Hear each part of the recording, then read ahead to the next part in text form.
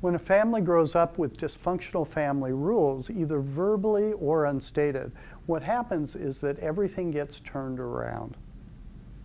The following chart shows the child within. The child within is simply who a person is when they are born, which is a host of paradoxes. Little kids are loving and they're vicious. They are selfish and they are giving. That's the nature of being human. There's nothing wrong with that. They are also egocentric because it's so difficult to take care of oneself.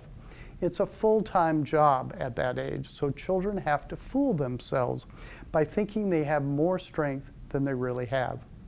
Children are immature because that's the way they were made, and parents need to understand that and treat them appropriately. Until the age of 12, children are unable to perceive gray, so all they can see is black and white. Our culture tries to teach children to be talented, unselfish, intelligent, good, competent, all the so-called good qualities. And they are great goals. Those are ideal goals to strive for, but what naturally occurs if a child doesn't get an A on every test is that they feel dumb or incompetent.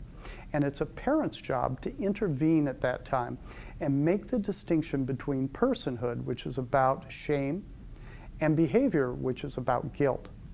What parents need to do is let the child know they are loved, that they are a wonderful kid, that they might not be too great in math or art, or they might not be doing well right at the moment, but if they keep working on it, they'll be fine.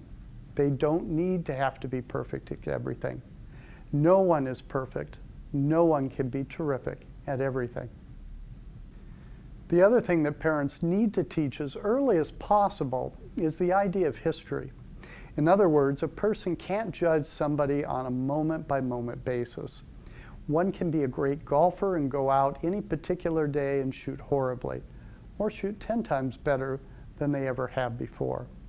The only way that someone can ever get an accurate or realistic idea of how good a golfer is would be to observe them play about 80% of the time.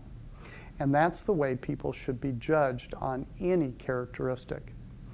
If parents do this on a consistent basis, when a child gets to be about 12, they realize that they can't attain the ideal self, and they aren't the false self, all the negative characteristics of people.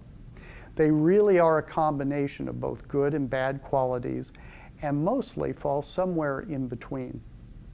They also gain an accurate perception of the world and themselves in time and space.